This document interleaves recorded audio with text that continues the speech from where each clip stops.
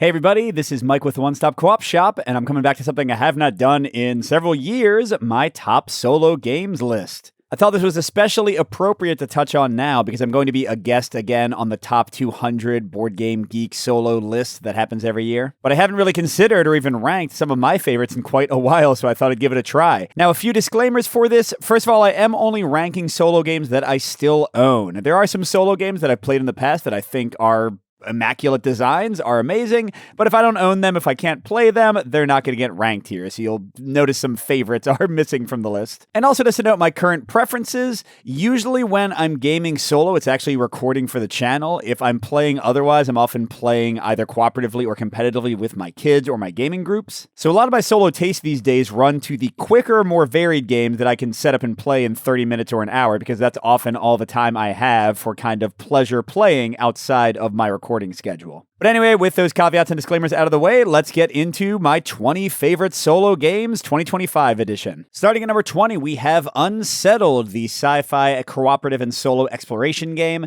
And this is one I love for cooperation. I think it has really great, interesting powers and abilities to help out other players, but it's also really fun for solo because the variety in how each planet works and each of the scenarios plays out gives this one tons of replay, especially because between review copies and the seasons that I've backed myself, I have just a billion of them to play through. And also the core action system combined with the quite varied abilities and powers and resource management make this a great strategic puzzle at the same time. So Unsettled is my number 20. It would be higher if it was a little bit easier to get to the table and not quite so stressful in the play, but still one I really enjoy. Next to number 19 is 20 Strong. I feel like I should have just swapped it with Unsettled to have the numbering work better. But this is the chip theory game with extremely modular designs where you can play like different packs and things change drastically. And as you'll see throughout this list, that's one of my favorite things, quick playing solo games with a lot of variety. And because I now have all the Tanglewood sets and all the original sets, and there's more sets coming, I really enjoy this one. Now, if you watch my recent ranking video, you'll see that not all of the sets work that well for me. Sometimes the system overall does feel a little repetitive. Sometimes the luck is frustrating. Sometimes it's pretty swingy. But the game is so fast and so varied that a lot of that falls away, although it does keep it down to number 19 instead of a lot higher on my list. So that is 20 Strong. Next to number 18, it's a 1-2 chip theory punch. I've got Elder Scrolls Betrayal of the Second Era. I always forget what the subtitle is for that one. But yes, this is the big adventure combat game from Chip Theory that builds on a lot of the core mechanics from Too Many Bones. And I think this game is awesome. I love it. I used to love Too Many Bones, and I think this one is mostly better. The big caveat with this one is that it's just such a beast to get to the table, especially if you want to play through a full campaign of 3 sessions, 3 acts, instead of just one. That's why it's down at 18 instead of higher, because mechanically, I love this one, playing around with different characters. I just did a preview recently for the Heroes of Tamriel expansion, which adds so many cool character options that should just make the game even more awesome to explore. But yes, at the same time, the game is just a beast to get to the table. Not as easy to play as a lot of the other ones on this list. So that's why it's down at number 18, even though I love the design. That is Elder Scrolls Betrayal of the Second Era, my number 18. And now for something completely different at number 17 is the little quick solo game Witchcraft. And do I think Witchcraft is a better design than Elder Scrolls? No. I think Elder Scrolls has so many awesome things going on. But in the time it would take me to set up and relearn the rules for Elder Scrolls, I could probably have played Witchcraft 3 times. And that's, going to be a pretty recurring thing on this list. But yes, this is a follow-up to Resist, which had a very similar system, but Witchcraft has a lot more variety in it, and I like the theme better. You are using this hand of witches to face down these different missions and enemies. The tactical play is great. The tough choices every round are intense. The variety between the voting way of playing or playing the scenarios that have like more specialized designs and rules, that's awesome. Again, for a tiny package, so much good gaming here. Love Witchcraft. It's my number 17. And hey, how about another awesome tiny game, even tinier, for my number 16? This is ROVE from Button Shy.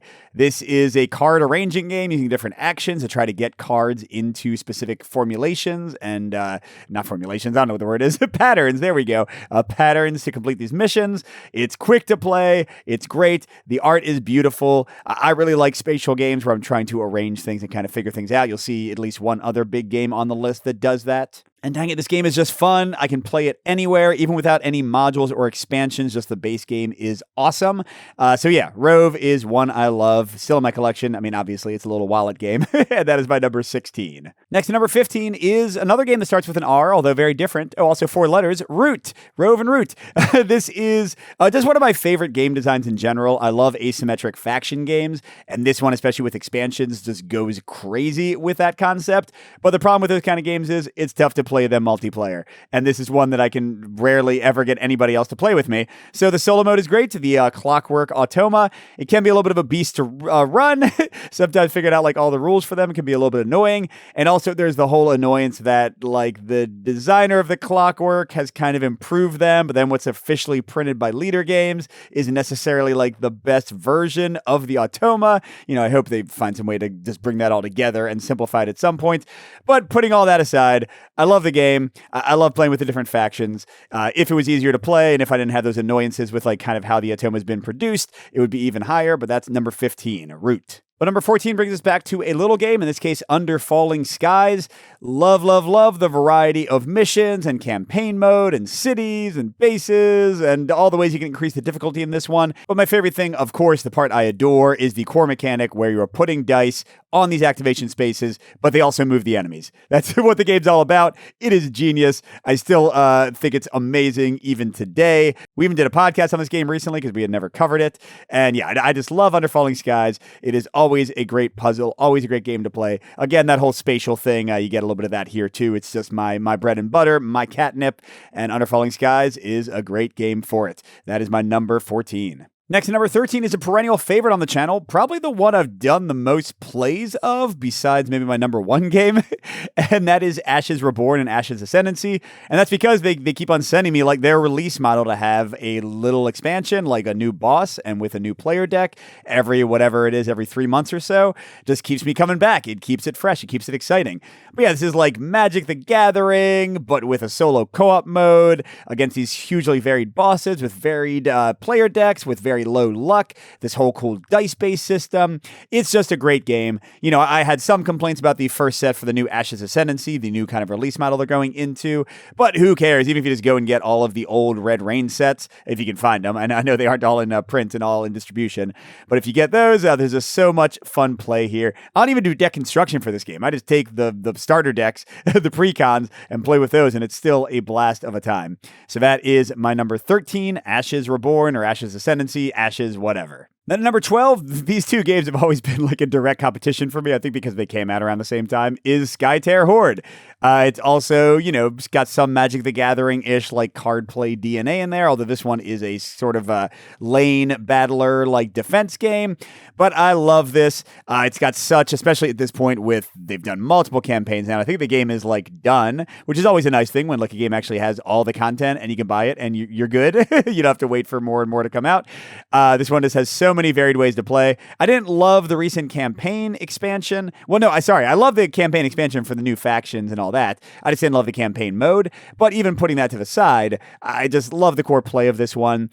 Ashes, I think, has the better release model and keeps me more excited because they keep on, you know, just dripping out these awesome expansions.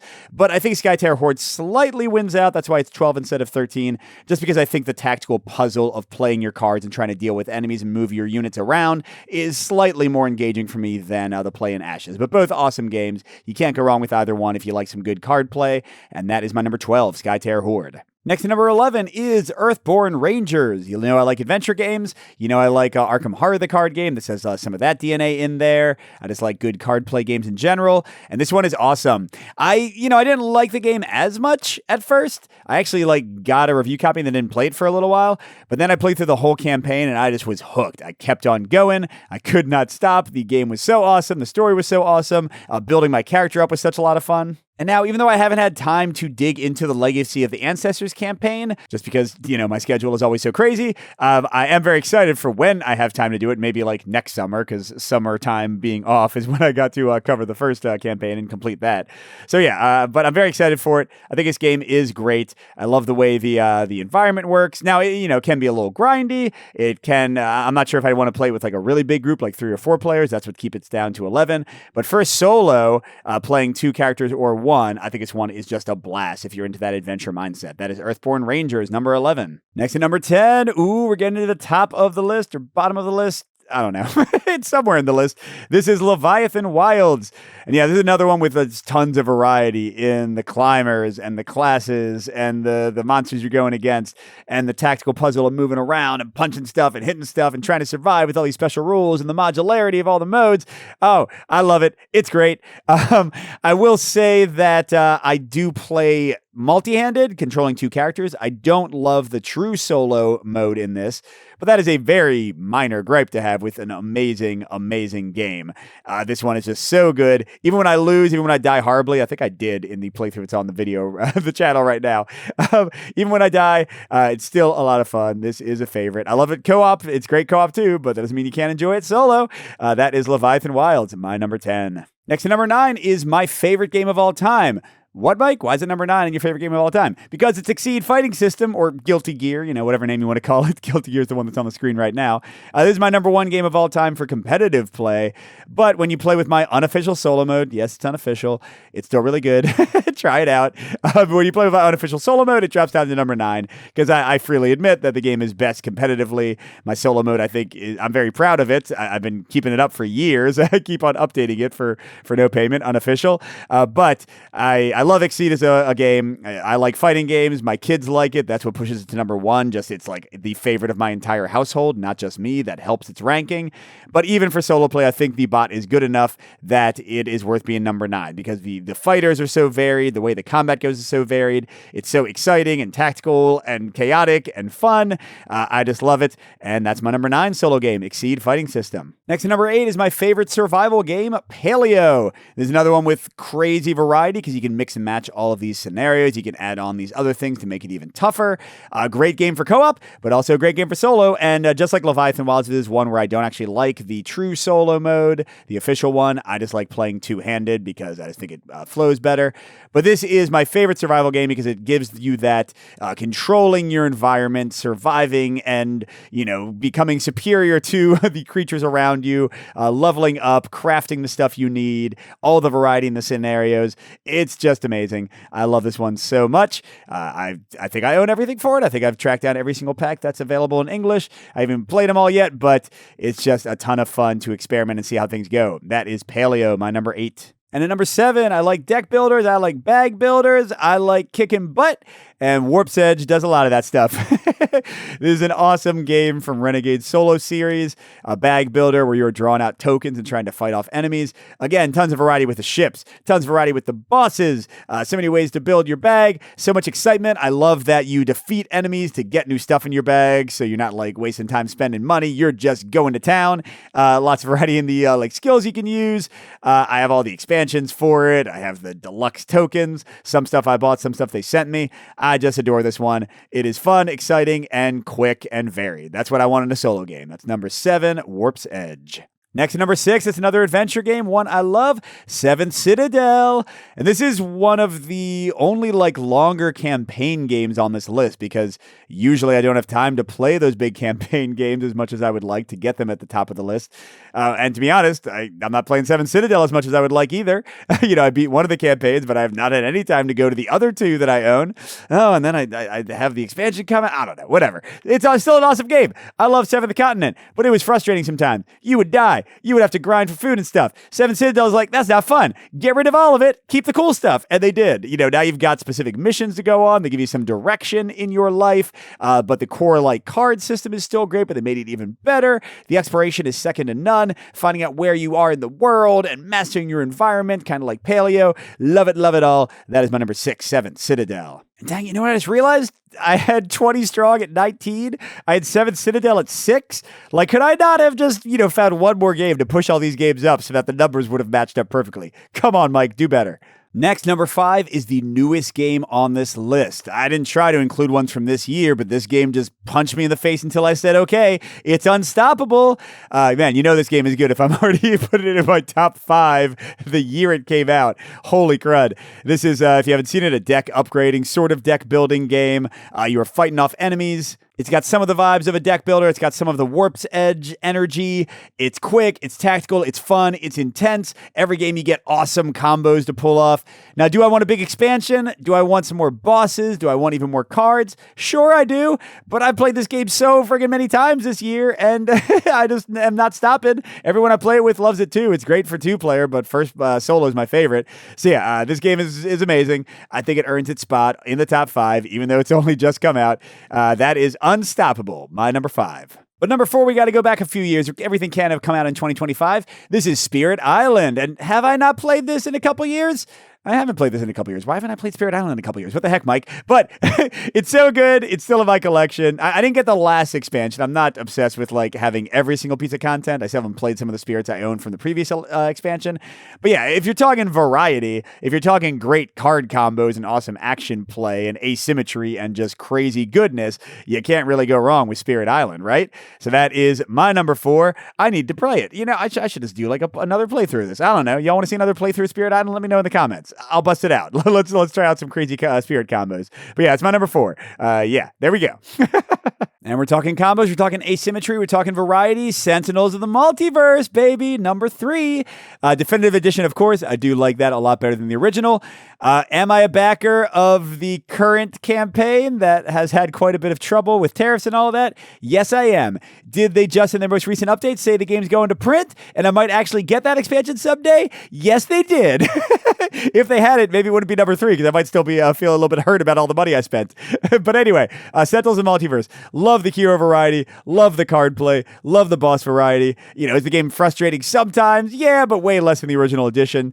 And you just can't beat the fun. It's great for co-op, by the way. Love having multiple people so you don't have to control all the characters and like keep track of all the effects yourself because the game can be a beast. But even solo, busting out 3 heroes, one of my favorite things to do. That is my number 3, Sentinels of the Multiverse. And some of you might be out there asking, excuse me, Mike, back in number 16 for ROVE, you said that you liked pattern games.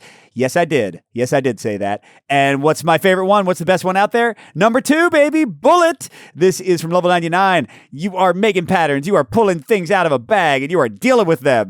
That's the worst description of this game I've ever heard.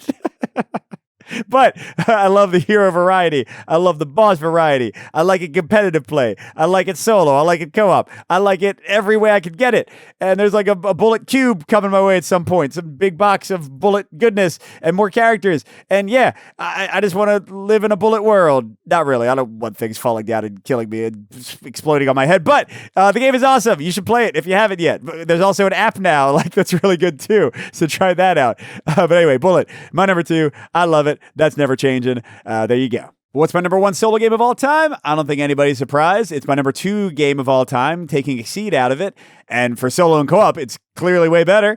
This is Arkham Horror, the card game. I adore this. This is the game I have done the most videos for on the channel between my review series that I still need to get back to, of the campaigns for the game, between plays of like campaigns and side scenarios. In fact, I have the new one, the Film Fatale, I think it's called, that I haven't filmed yet. Oh man, I love Arkham. Characters, variety, cool tactical play, amazing story, amazing exploration. Like, really take every other game on this list and take the cool things about it. Well, besides maybe like punching people. No, you can punch people in Arkham. I was going to say you can punch people in Exceed. You can punch them in Arkham too. Can you do a Ken Ryu style fireball in Arkham? Maybe not, but you can pretend the spells are Ken Ryu fireballs. But yeah, I love this one. It's amazing. I got to play it again. I got to play that side scenario. Let's go. I want to try out a blessing character. I haven't done that in a while. So yeah, Arkham, you know, I own way too much stuff for it. I'm not saying I like recommend it to everybody. I've spent, even before they started sending me review copies of stuff, I spent like over $1,000 on this game.